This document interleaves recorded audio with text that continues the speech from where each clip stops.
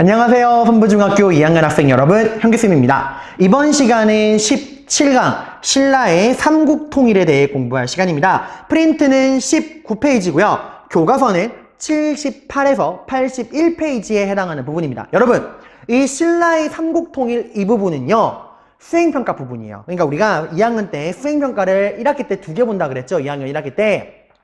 하나가 건너뛴 고대 삼국의 문화. 그 부분을 이제 여러분이 스스로 탐구하는 활동으로 남겨놨고요. 이 부분, 지금 이번 시간에 공부할 삼국통일 이 부분은 이 수업 시간에 배운 내용을 토대로 여러분이 글쓰기를 하는 글쓰기 평가를 볼 거예요. 그러니까 이번 시간 설명하는 내용 여러분이 유념해서 들어두셔야겠죠. 신라의 삼국통일은 여러분들 우리가 크게 어떤 내용을 배울 거냐?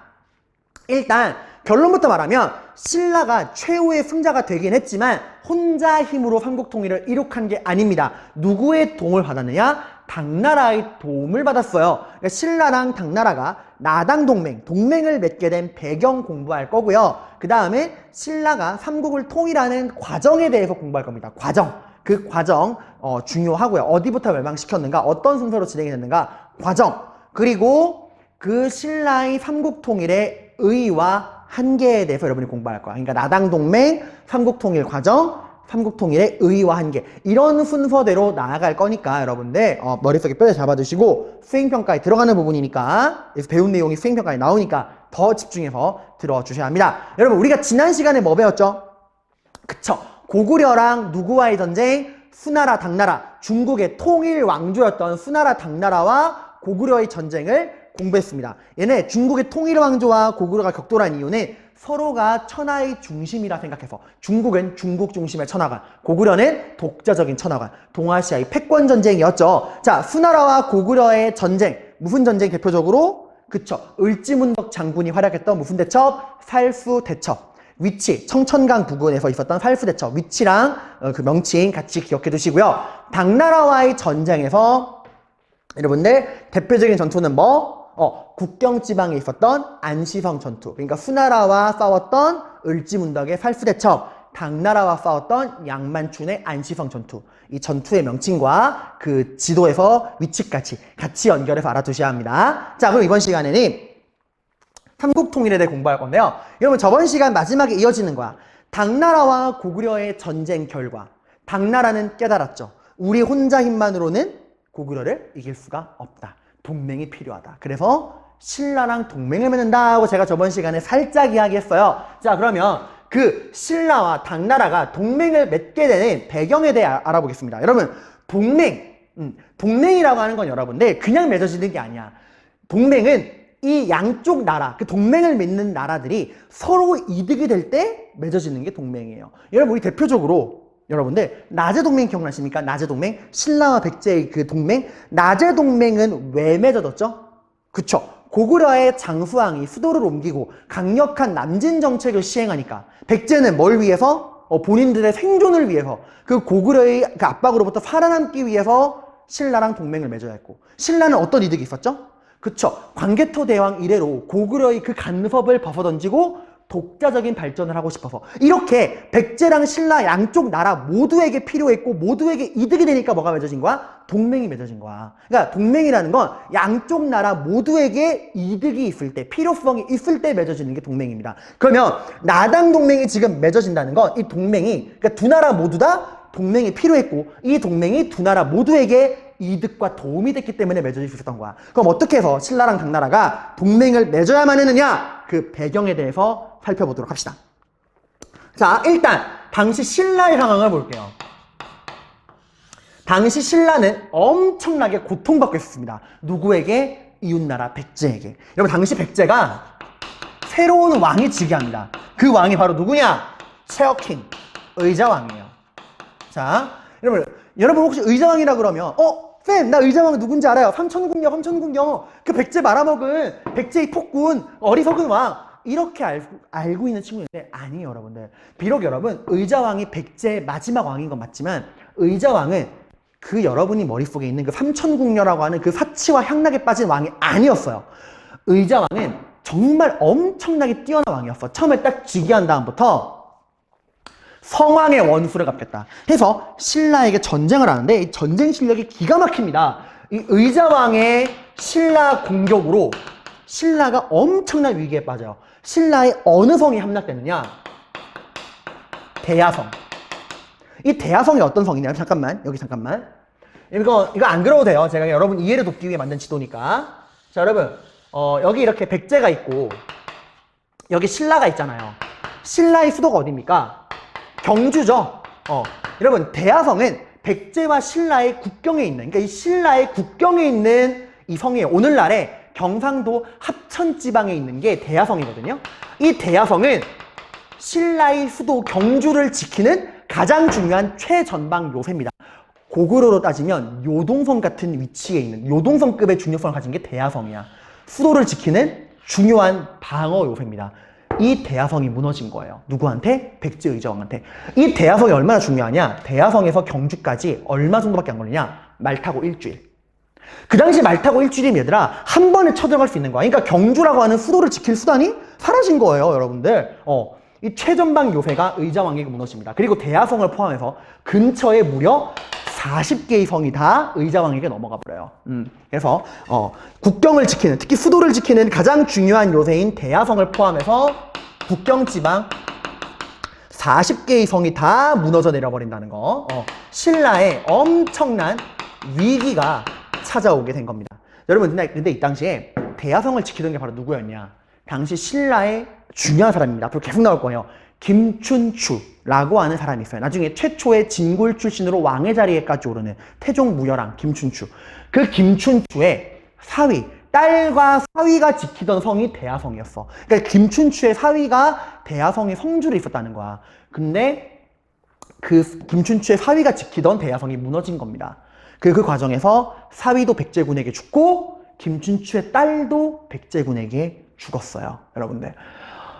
여러분 김춘추가 딸을 굉장히 아꼈나 봐. 오늘날로 따지면 딸바보 있죠. 우리 딸바보란 말 쓰잖아. 김춘추가 정말 딸바보였나 봐. 그래서 본인의 사위와 딸이 죽었다는 소식을 듣고 특히 딸이 죽었다는 소식을 듣고서 진짜 역사서에 나와. 김춘추가 왕궁 벽에 이러고 기대가지고 사람이 지나가도 사람들 앞에서 김춘추라고 불러도 대답도 안 하고 그냥 입만 벌리고 이러고 있어 하루 종일.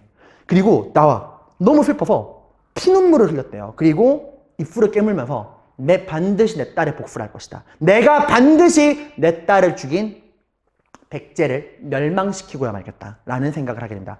그리고 딸의 원수도 있지만 김춘추는 대야성이 함락된 책임을 져야 돼. 왜? 누가 지키던 성이야? 자기 사위가 지키던 성이잖아. 그러니까 거기에 대한 정치적인 책임, 딸의 원한 그런 것들을 위해서 이 위기를 극복하기 위해 김춘추가 노력합니다. 근데 냉정한 말로 당시 신라의 힘으로 백제를 이기기는 불가능했어요. 그만큼 백제가 잘 나가던 시대였고 신라는 위기에 몰렸던 상황이야. 자, 혼자 힘으로 백제의 침략을 막아낼 수가 없어. 그럼 어떻게 하죠? 나를 도와줄 친구가 필요하죠. 나를 대신해서 백제를 막아줄 친구가 필요하겠죠. 그래서 김춘추는 제일 먼저 누구한테 가느냐? 처음부터 당나라한테 간 게 아니야. 당나라 너무 멀잖아. 누구한테 갔을까? 위에 있는 가장 강한 나라 고구려를 찾아갑니다. 가서 고구려, 당시 여러분 고구려의 지도자가 누구냐? 그 연개소문 있죠? 당나라와의 싸움에서 한치도 물러서 엎었던 영유왕을 토막살인했던 고구려의 지배자 연개소문을 만나러 갑니다. 가서 도와달라.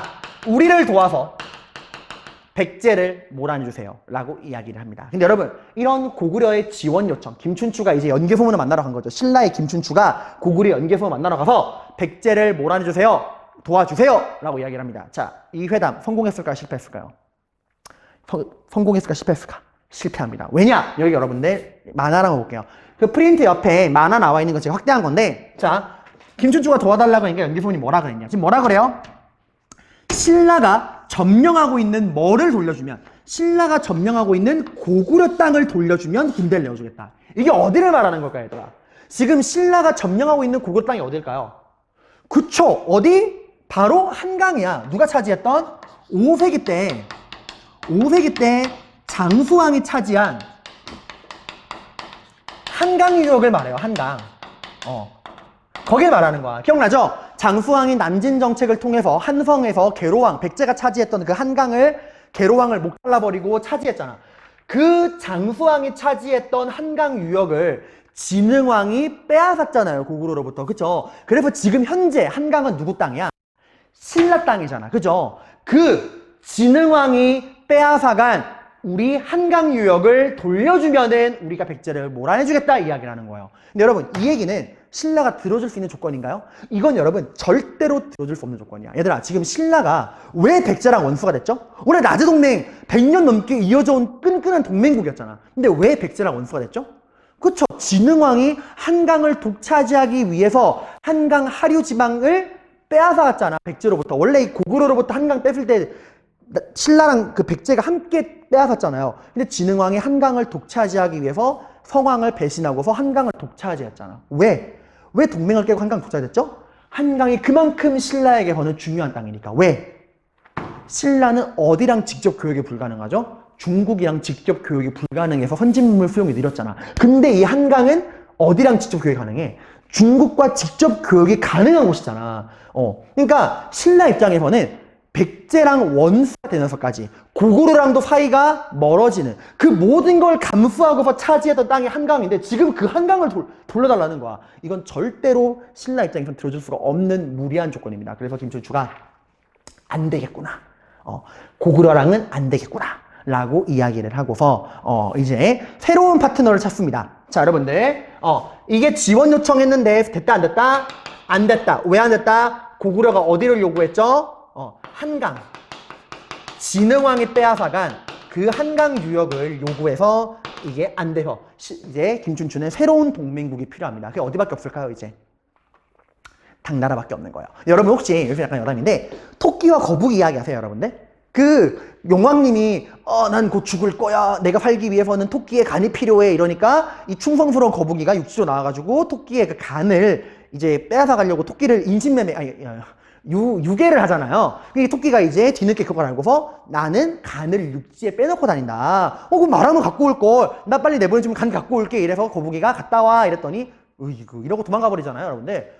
김춘추가 이때 써먹은 얘기야. 실제 김춘추가 연기부문이 한강 내놔! 이러니까 김춘추가 말도 안 되는 소리야. 한강을 어떻게 줘? 이러니까 연기부문이 빡쳐가지고 김춘추를 감옥에 가둬버려요. 근데 김춘추가 이 옛날 이야기를 딱 생각을 해가지고 이 이야기를 딱 떠올린 다음에 연기부문한테 구라를 칩니다. 나를 돌려보내주면 내가 우리 신라로 돌아가서 왕을 설득해서 한강을 돌려줄게. 마치 간을 줄게. 나 보내주기만 하면. 이런 식으로 구라를 치고서 도망을 쳤어요, 여러분들. 근데 거기서 나온 얘기야. 그 토끼와 거북이 이야기가.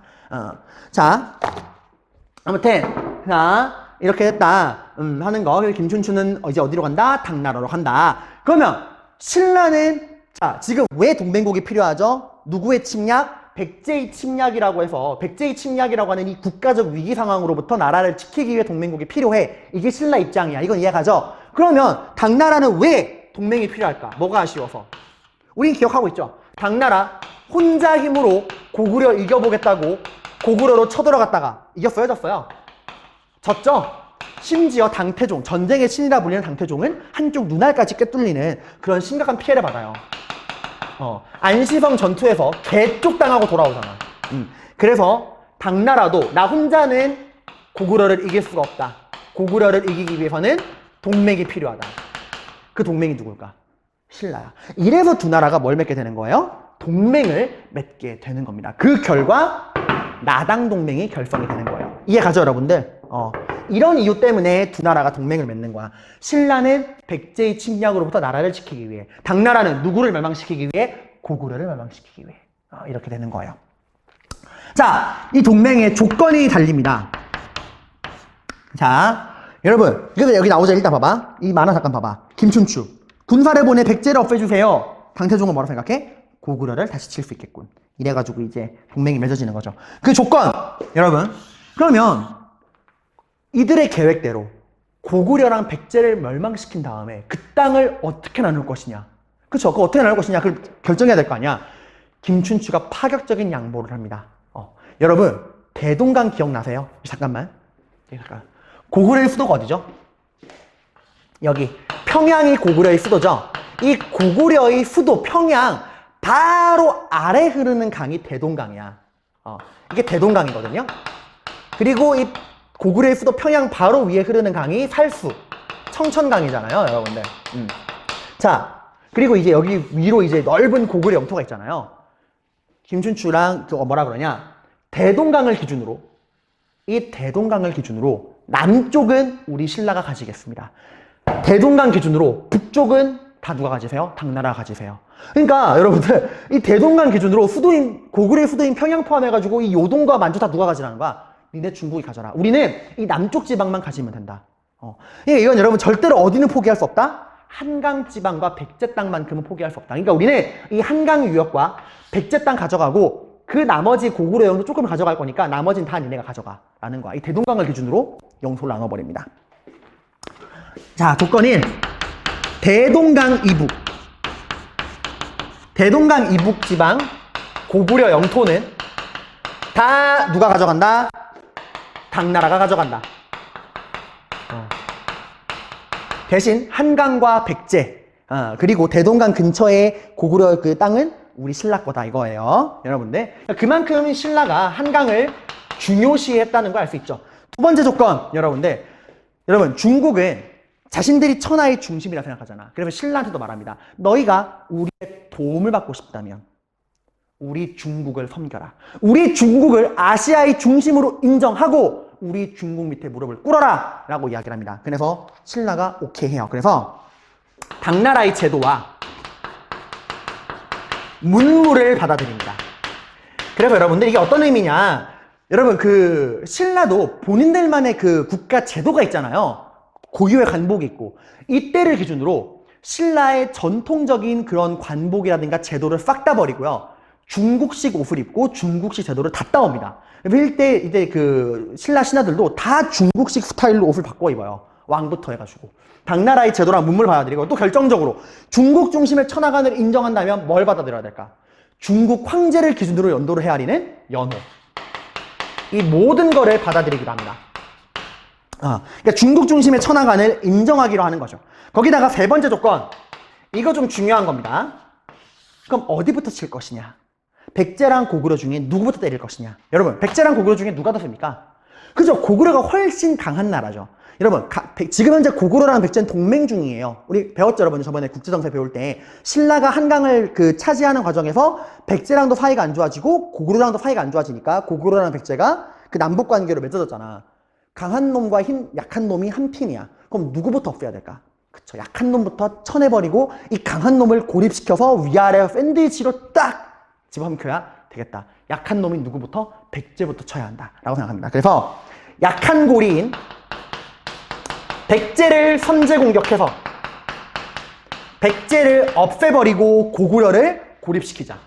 그리고 남쪽에서는 신라가, 북쪽에서는 당나라가 위아래 이렇게 고구려를 샌드위치로 고립시켜버리자 라는 전략을 세웁니다. 그러니까 어디부터 멸망시킨다? 선백제, 그리고 후고구려 라고 하는 전략을 세워요. 자, 이런 세 가지 조건 하에 나당 동맹이 결성되고 전쟁이 일어납니다. 통일전쟁. 당연히 어디부터 친다고요? 백제부터 쳐들어가게 됩니다. 자, 그럼 우리 이제 이 나당 동맹이 백제를 쳐들어가서 백제를 멸망시키는 과정을 살펴보도록 합시다. 이제 본격적인 삼국 통일의 과정을 우리가 공부하는 거예요. 자, 여러분, 우리 이제 나당연합군이 백제를 멸망시키는 과정에 대해 볼게요. 이제 그 프린트 아래에 백제 멸망 부흥운동 이 부분 보시면 됩니다. 거기 네모칸에 제가 이제 설명하고 판서하는 내용을 따라 쓰시면 됩니다. 자, 과정. 자, 나당연합군은 고구려와 백제 중에 약한 고리였던 어디를 쳐들어간다? 백제를 쳐들어간다는 거야. 자, 근데 여러분, 당시 백제의 왕이 누구라 그랬죠? 그쵸, 의자왕. 의자왕 뜻이 뭐냐면 의롭고 자비로운 왕이라는 뜻이에요. 의롭고 자유로운 왕. 이거 후손들이 붙여준 이름이야. 그리고 의자왕, 여러분이 흔히 의자왕이라 하면서 떠오르는 그 삼천궁녀가 아니라 그랬죠?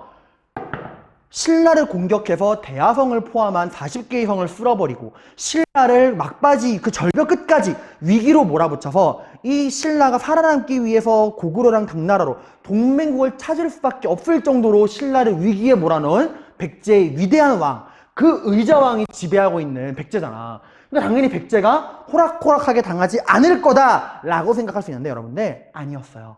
여러분, 참 사람이라고 하는 게 초심을 유지하는 게 쉽지가 않은 게, 의자왕의 그 치세의 초반부는 정말 뛰어난 왕이었어. 그 신라를 위기로 몰아넣고 막 전쟁하면 다 이기고. 근데 사람이 교만에 빠진 거야. 의자왕도 싸울 때마다 이기고 하니까 너무 이제 기분이 좋고 하니까 사람이 이때부터 서서히 교만해집니다. 그래서 의자왕은 시간이 지날수록 후반부에 가서는 맛이 가버려요, 완전히. 그래서 이때 의자왕은 그 초반부에 똑똑했던 의자왕이 아니야. 실정을 거듭합니다. 실정은 정치를 실패했다는 거예요, 여러분들. 자, 그럼 어떤 문제가 생겼느냐? 의자왕은 이 본인이 너무 교만에 빠지니까 왕권을 강화해야겠다. 나같이 위대한 왕이 또 어디 있느냐 해서 왕권을 강화하는데 이 왕권도 적당히 강화해야 돼, 얘들아. 너무 심하게 왕권을 강화하고 귀족들을, 나라를 함께 이끌어가야 되는 귀족들을 너무 심하게 탄압을 한 거예요, 여러분들.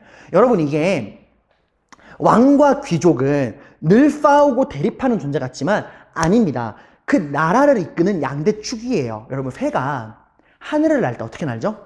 새는 한쪽 날개로 날지 않습니다. 새는 양날개로 날아요. 정치도 마찬가지입니다. 정치는 조화와 균형이 맞아야 돼요. 이 왕과 귀족은 나라를 이끌어가는 양날개야. 그러니까 둘 다 필요해. 왕도 필요하고 귀족도 필요합니다. 그러니까 둘 사이에 적절한 균형이 맞아야 그 나라가 잘 나가는 거야. 근데 의자왕은 본인이 너무 뛰어나니까 너무 교만에 빠져서 본인의 날개만 강화시키고 이 다른 날개인 귀족을 그냥 후드려 패버린 거예요.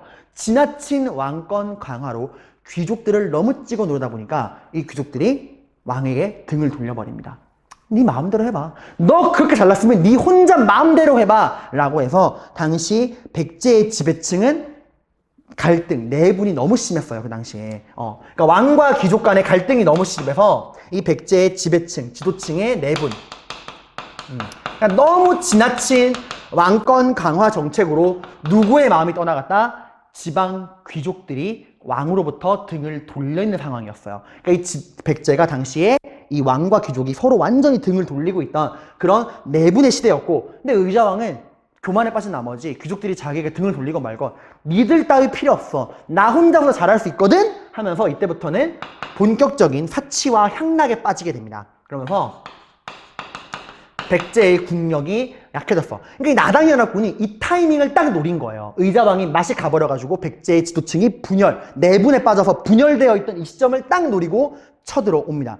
당시 여러분, 신라군은 5만, 당나라군은 무려 13만 명이었어요. 쳐들어온 규모가. 근데 여러분, 이게 이렇게 물을 수 있죠. 선생님, 근데 신라야 백제 이웃나라니까 육지로 쳐들어온다 그래도 당나라는 어디로 쳐들어와요? 당나라는 그 백제로 올 거면은 고구려를 통과해야 되잖아요 라고 생각할 수 있죠. 그래서 당나라가 어떻게 하느냐, 육지로 들어오면 고구려가 막고 있으니까 못 들어오잖아요. 그러니까 어떻게 했을까? 바다로, 배를 통해서 바다로 백제로 상용을 합니다, 여러분들. 그래서 근데 이게 또 여러분들, 의자왕이랑 백제 지도층이 또 방심했던 게, 당나라가 그동안 어디만 들어왔니? 고구려만 들었잖아. 그래서 당나라는 우리 백제로는 안 쳐들어온다. 설마 바다를 건너서 우리 백제로 쳐들어오겠느냐 라고 하는 그런 안일한 마음을 가지고 있었어. 그리고 실제로 나당연합군이 머리를 되게 잘 쓴 게, 여러분 이거 안 그려도 돼요. 이건 제가 도우 설명을 위해서 여러분 그 이해를 돕기 위한 지도니까. 당나라 애들이 배를 타고 10만 명의 군대를 보낼 때 항해 경로를 처음부터 백제로 온다 이렇게 한 게 아니라 마치 어디로 갈 것처럼 고구려를 갈 것처럼 이렇게 항로를 위쪽으로 잡았어. 그리고 신라군도, 이 5만 명의 신라군이 백제로 처음부터 온 게 아니야. 마치 어디로 가는 것처럼 고구려로 가는 것처럼 이렇게 딱 위로 경로를 잡은 거야. 백제 의자왕은 막 술 마시고 놀다가 뭐야, 신라랑 당나라 군대가 어디로 가네? 고구려 쳐들어가네? 이러고 그냥 안심하고 있었던 거야. 근데 막판에 어떻게 한 거야? 막판에 당나라 군대가 항로를 쫙 돌려서 어디로 오는 거야? 백제로 오고, 신라군도 딱 경로를 틀어서 백제 땅으로 몰려온 겁니다. 순식간에. 그래서 도합 5만, 13만, 18만 명의 대병력이 백제 땅으로 무항 몰려오는 거야. 그리고 얘들아, 이 나당 연합군의 전략은 뭔지 알아요? 얘들은 전쟁을 오래 끌 생각이 없어. 왜냐면 여러분들, 당나라 군대 13만 명, 이렇게 생각하기에 FM 고구려 쳐들어갈 때 30만 명이었는데 왜 여긴 꼴랑 13만 명이 할 수 있는데, 여러분들 이 13만 명은 전원 다 전투병력입니다. 보급 부대가 없어. 그럼 쌤, 당나라 애들은 굶어 죽어요? 뭐 먹을 게 있어야 될 거 아니에요? 그 당나라 군대 13만 명이 먹을 식량은 누가 되기로 했느냐? 신라가 되기로 한 거야. 그러니까 신라군 5만은 전투병의 역할도 하지만 이 당나라 군대가 먹을 식량을 보급해주는 보급부대 역할도 같이 한 거예요. 그러니까 이 말은 전쟁을 오래 끌 만한 상황이 안 됐다는 거야. 그러니까 속전속결로 전쟁을 끝내려는 생각으로 온 거예요. 그럼 여러분, 빠르게 전쟁을 끝내려면 적의 어딜 날려버려야 될까? 팔다리? 아닙니다. 어딜 날려야죠? 머리를 날려야죠. 빠른 시간 내에 적의 머리를 날려버리겠다. 백제의 머리. 적의 머리가 어디죠? 그 나라의 왕이 살고 있는 수도죠. 백제의 수도가 어디입니까? 웅진 아니죠. 성왕이 천도했죠. 어디로? 부여. 사비로 천도했잖아, 얘들아.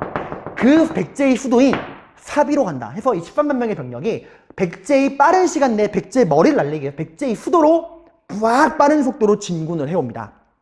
근데 여기에 대해서 이 백제는 체계적인 대응을 하지 못해요. 왜? 지배층이 내분과 분열에 빠져 있잖아. 지방을 지켜야 되는 귀족들이 야, 이 나라가 우리 나라냐? 네 의자 나라지. 네 마음대로 해봐 하고 지방군이 의자왕을 그 수도로 저기 쳐들어오는데 도와주지 않는 거야. 지방군이 손 놓고 있는 거예요. 그래서 이 신라군이랑 그 당나라군이 수도까지 올 때 별다른 방해를 받지 않고 쾌속으로 진격해요. 그러니까 지방에 있는 귀족들이 나라를 지키기 위해 군대를 내어놓지 않는 거야. 그 정도로 왕과 귀족 간의 갈등이 심했다는 거예요. 여러분 그 예전에 영화 항산벌에도 그런 대사가 나와. 항산벌이라고 이 백제 멸망을 하는 영화인데 거기 이런 대사가 나와요. 이 나라가 우덜 나라인가? 니들 부여시 나라지? 네 마음대로 해봐 하고 딱 나가버려요. 나라의 그 위기 상황에서. 자, 그래서 우왕좌왕하던 의자왕, 결국 적이 수도인 사비 근처까지 올 동안 제대로 된 대응 하나 하지 못하다가 기껏 여러분들 동원된 군대가 5,000명입니다. 700년 백제를 지키는 마지막 군대가 5,000명.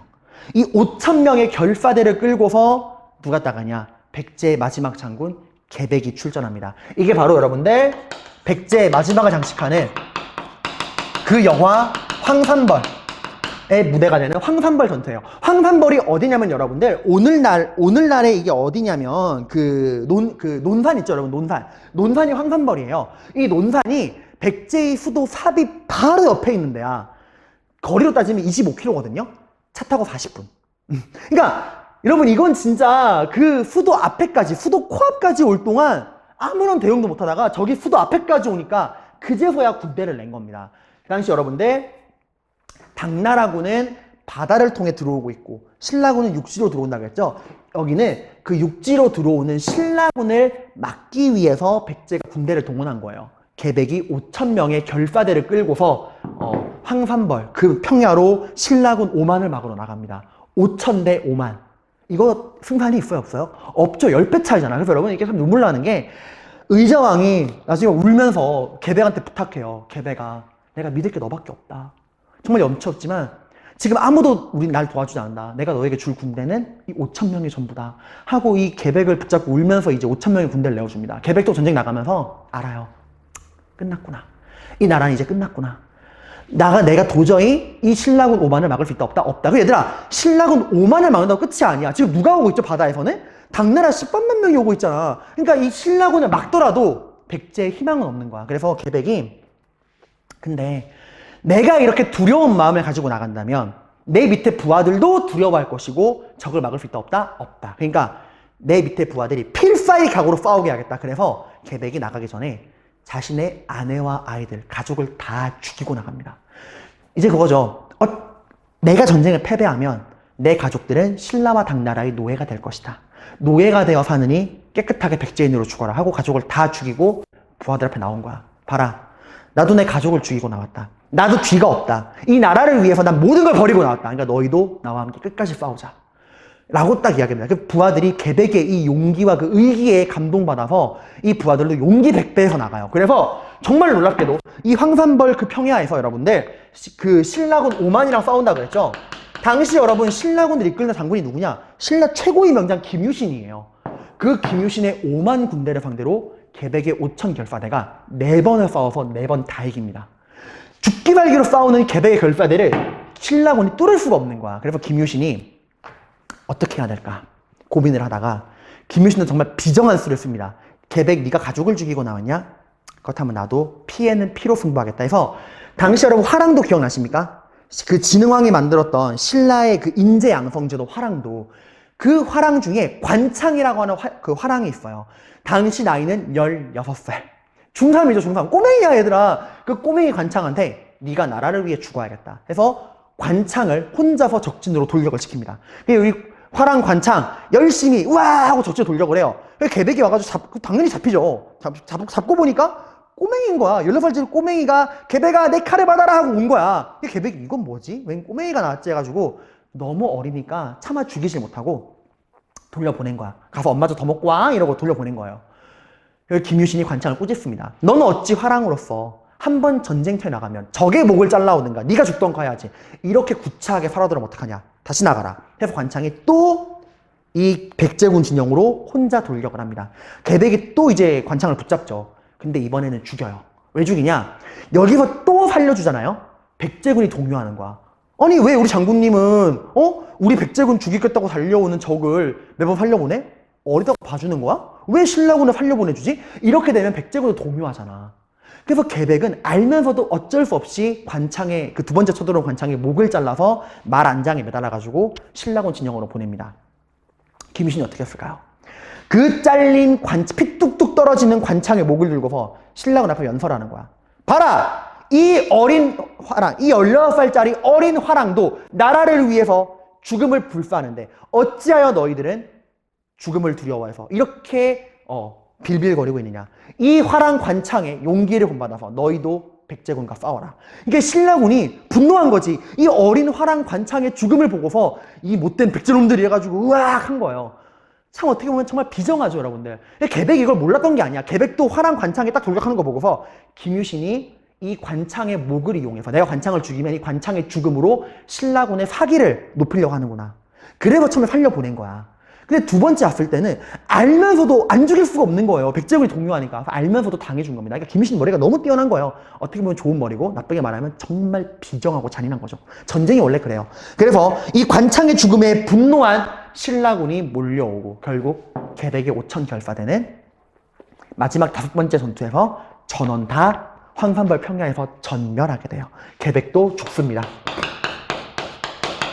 그리고 바다에서는 누가 몰려와? 13만 명의 당나라군이 금강 하구에 상륙해서 백제 수도로 몰려오고 황산벌에서 계백의 결사대를 뚫어버린 신라군 5만도 백제 수도로 몰려오고 더 이상 백제 수도의 사비를 지킬 병력은 남아있지 않습니다.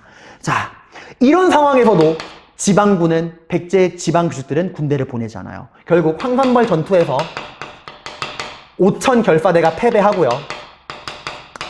사비성은 함락됩니다.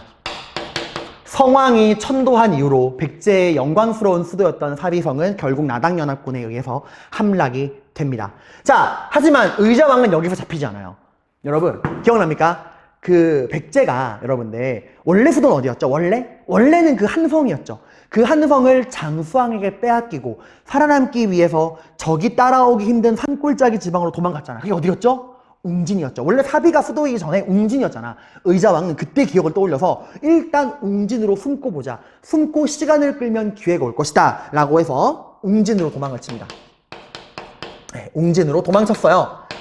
뭘 기다린 걸까? 내가 시간을 끄는 동안 지방군이 일어나서. 왜냐면 여러분 지금 나당연합군은 급하게 온 거잖아. 제대로 식량도 안 들고 왔잖아. 신라군이 아무리 식량을 보급해도 당나라 13만 명이 먹일 식량을 무한정 보급할 수는 없잖아요. 그러니까 의자왕 계략은 이거야. 내가 시간을 끄는 동안 이 백제 지방군이 일어나가지고 게릴라전으로 적의 후방을 괴롭히면은 식량이 떨어지는 당나라군이 돌아갈 것이고 당나라군이 돌아가면 신라군도 알아서 물러갈 것이다. 내가 시간만 끌면 그 시간 끄는 동안 지방군이 도와주기만 하면 이길 수 있다. 했는데 지방군이 도와줘 안 도와줘? 안 도와주는 거예요. 이미 의자왕으로부터 마음이 멀어진 지방 귀족들은 넌 고생 좀 더 해봐야 돼 임마. 그러니까 우리 귀족도 안 무시하지. 좀 더 고생해봐! 이러고 안 도와줍니다. 결국 웅진에서 시간을 끌던 의자왕은 지방군이 도와줄 생각도 하지 않고 결국에 항복하게 돼요.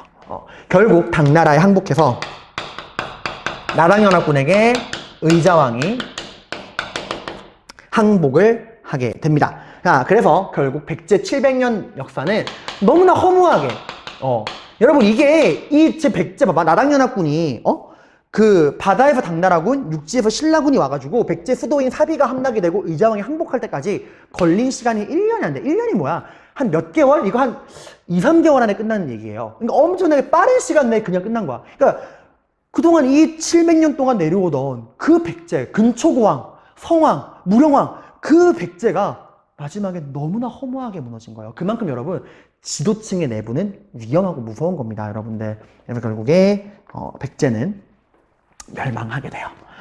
자, 여러분, 근데 여기서 당나라가 이상한 행동을 합니다. 여러분, 나당 동맹 조건 기억하십니까? 땅을 나눌 때 뭐를 기준으로? 대동강을 기준으로. 대동강 북쪽은 누가 가지고? 고구려가 가지고. 대동강 남쪽은 누가 가진다? 신라가 가진다는 거였죠. 그 조건대로면 백제 땅은 다 누가 가져야 돼? 신라가 가져야 되죠. 근데 당나라가 백제를 멸망시키고 백제 땅에다가 뭘 설치하냐? 웅진 도독부라는 걸 설치해요. 이거 누가 설치한다고 얘들아?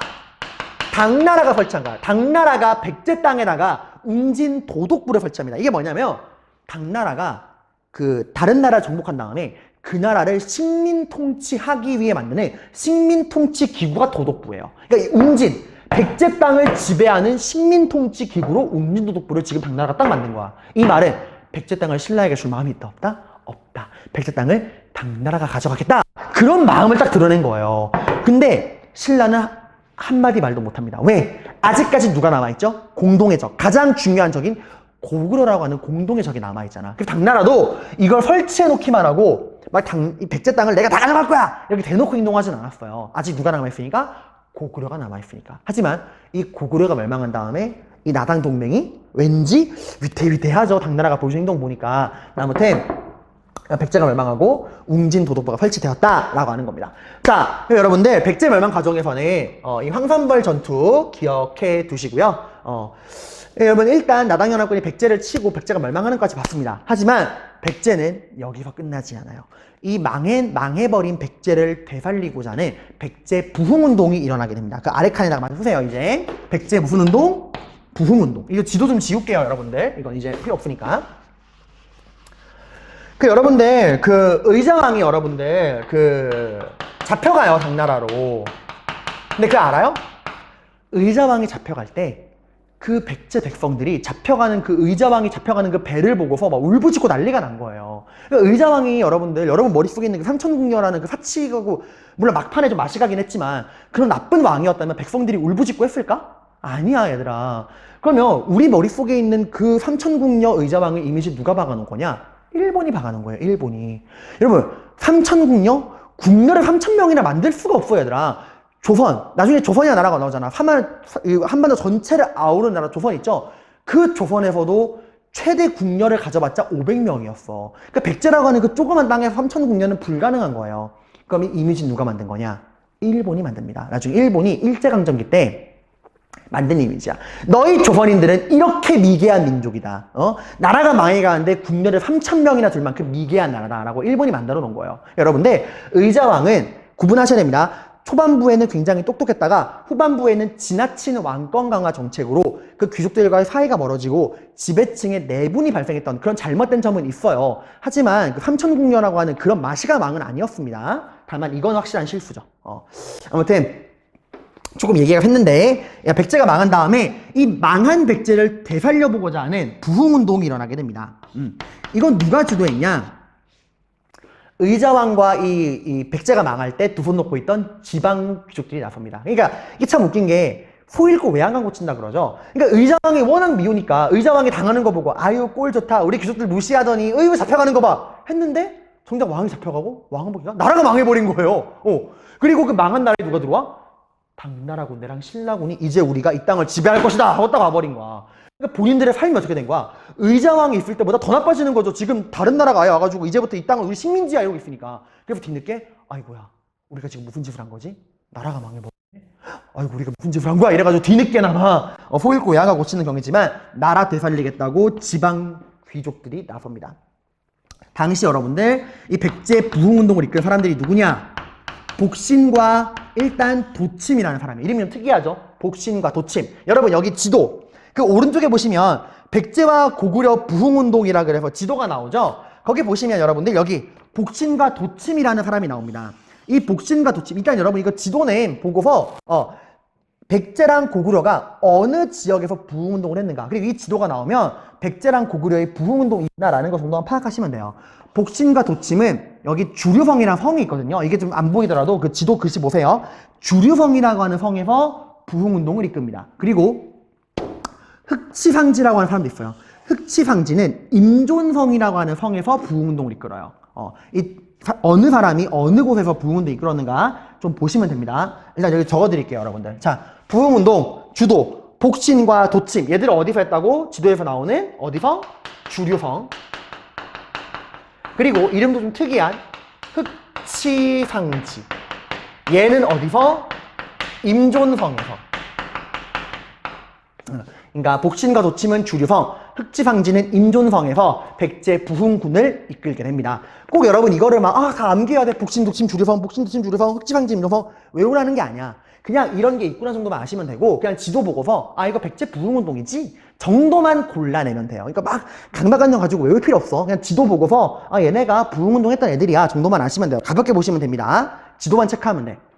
자, 백제 부흥운동은 처음에는 굉장히 잘 나갔어요. 왜? 생각해봐. 나당연합군이 얘들아 백제의 지방을 하나하나 격파해 나가면서 수도를 친 게 아니죠? 지방은 내비두고 어디부터 친 거야? 수도부터 빵 친 거잖아. 그러니까 어디는 지금 지방에 있는 백제군과 백제 세력은 멀쩡하다는 얘기야. 그러니까 이 멀쩡한 백제 지방군이 우악 나서니까 초반에는 굉장히 잘 나갔어요, 여러분들. 만만치 않은 세력이니까 백제가.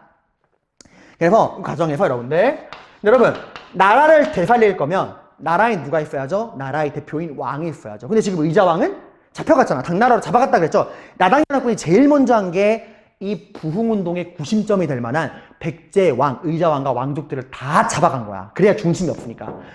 근데 여러분들 참 다행스럽게도 백제 왕족 중에 잡혀가지 않은 왕족이 있습니다. 그게 바로 부여풍이라는 애예요. 부여풍. 그럼 얘는 어떻게 하다 안 잡혀갔느냐? 얘는 일본에 가 있었어요. 그 당시에. 일본에 가 있었거든? 일본에 가 있다가 이런 일이 생긴 거야. 그래서 나라가 망했다는 소식을 듣고서 부랴부랴 일본에서 백제로 귀국을 해서 이 부흥운동 세력과 힘을 합칩니다. 그래서 부여풍이 왕이 돼요. 이 복신과 도침이랑 흑치상지가 이 부여풍을 왕으로 추대합니다. 새로운 백제의 왕이 되어주세요 라고 해서 이 부여풍을 왕으로 추대하고 백제 부흥운동을 이끌게 됩니다. 그리고 이때 백제를 누가 도와주느냐? 백제의 영원한 친구 근초고왕 때부터 이어져 온 백제의 프렌드 누가 있죠? 일본. 이 외가 일본이 백제 부흥운동을 도와줍니다. 일본이 군대를 보내요. 여러분 얼마나 군대를 보내느냐? 놀라지 마세요. 3만. 얘들아 그 당시 일본 국력으로 3만 명이면 나라에 있는 전투병력이나 전투병력 거의 다 보낸 거예요. 그러니까 일본도 거의 나라의 운명을 걸고서 백제를 도와준 거야. 그래서 오늘날에 되게 말이 많아. 이건 그냥 동맹 관계에서는 이 정도로 나라의 운명을 걸고 도와줄 수가 없다. 백제랑 일본의 관계는 우리가 생각하는 것보다 훨씬 더 끈끈한 관계였을 것이다 라고 생각을 해요. 아무튼 일본은 이 부여풍을 보내면서 3만 명의 군대까지 같이 보내준 겁니다. 자, 어때요 지금? 지방군사들이 하나로 모였고 일본에 3만 명의 군대까지 왔고 그 부흥운동을 이끌어줄 왕까지 생겼잖아. 이 부흥운동이 정말 잘 나갔어. 실제로 그 수도인 사비를 제외하고 나머지 백제 전역을 다 회복했어요. 사비성 하나만 딱 남겨놓은 거야 그 당시에. 이 들불처럼 일어나는 이 백제 부흥운동, 야 이대로 나당연합군을 몰아내고 백제 부흥운동은 성공하는 것인가 했는데 아니나 다를까 이번에도 뭐 때문에 망할까? 백제가 왜 망했죠 여러분? 의자왕의 이런 지나친 왕권 강화 정책으로 지도층이 4분 분열에 빠져가지고 망한 거잖아. 그래서 단결이 안 된 거잖아요. 이때도 마찬가지야. 부흥운동도 여러분들 분열에 빠져버립니다. 이게 진짜 가슴 아픈 거예요. 부흥운동이 잘 나가니까 서로 권력 싸움에 들어가게 됩니다. 복신이 도침을 죽여버려요. 그리고 권력을 손에 줘. 이걸 보고서 부여풍이 뭐지? 복신이 이 새끼 위험한 새끼인데 이 새끼가 설마 나를 몰아내고 자기가 왕 되려는 거 아니야? 이래가지고 이제 부여풍이 복신을 죽여버려요. 이게 뭔 개판이야. 그걸 보고 그 흑치방지가 헤헤 개판이네? 이러고 흑치방지는 당나라에 항복해요. 그러니까 엉망진창이죠. 복신은 도침을 죽여, 부여풍은 복신을 죽여, 흑치방지는 당나라에 항복해. 이런 식으로 나당연합군이랑 제대로 싸우기 전에 얘들아 봐봐. 백제가 아직 부활에 성공한 게 아니야. 여전히 나당연합군은 건재하고 있고 수도인 사비성에 주둔하고 있단 말이야. 근데 이렇게 자기들끼리 내부 분열에 빠져버립니다. 이런 상황에서 나당연합군을 이길 수 있을까요? 이길 수 없겠죠. 그 당시에 이 나당연합군과 싸웠던 전투가 백강전투라는 게 있어요. 백강전투. 유명한 전투거든요. 백강이 어디를 말하는 거냐면 백제의 수도가 어디죠? 사비성이죠. 그 사비성에 금강이라는 강이 흘러. 당시 금강을 백강이라고도 불렀어요. 이 백강에서 이제 나당연합군과 백제 부흥군의 전투가 벌어지거든요. 당시 백제를 누가 도와줬죠? 그렇지. 일본군이 도와줬었죠. 그죠? 그리고 신라랑 이 당나라 한판 승부가 벌어지는데 이거 누가 이겼을 것 같아요? 얘들아, 나당연합군은 만만한 애들이 아니야. 말했잖아. 13만 명, 5만 명, 18만 명이란 말이야. 그러니까 일치 단결해도 이기기 어려운 적을 상대로 내부 분열에 빠지다 보니까 이 백강 전투는 정말 허무하리라 만큼 나당연합군의 압승으로 끝나고 백제 부흥운동은 실패하게 됩니다. 이때 정말 거의 전멸에 가까운 피해를 받아. 그래서 그 기록에 나와. 백강이 피로 물들었다. 백강이 피로 물들었다라고 얘기가 나옵니다.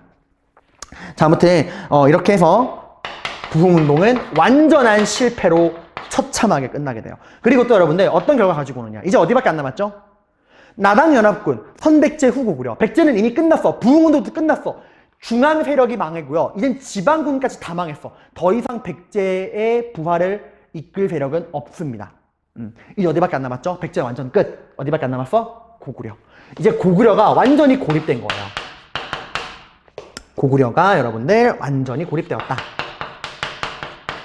자, 그럼 여러분 이렇게 물을 수 있어요. 선생님, 고구려 입장에서는 당연히 백제가 멸망하면 본인 혼자서 이 신라랑 당나라의 압박을 견뎌내야 되는데, 아니 그럼 백제가 망할 동안에 왜 안 도와줬어요? 백제가 망할 때, 아니 그래, 백제가 망하는 건 워낙 순식간에 일어난 일이라 이때는 못 도와줬다고 해도 부흥군 도와줄 수 있는 거 아니에요? 당연히 백제가 살아있어야 고구려도 안전한 건데 백제가 이렇게 처절하게 싸울 동안 고구려는 왜 아무 행동도 안 하고 안 도와줘요?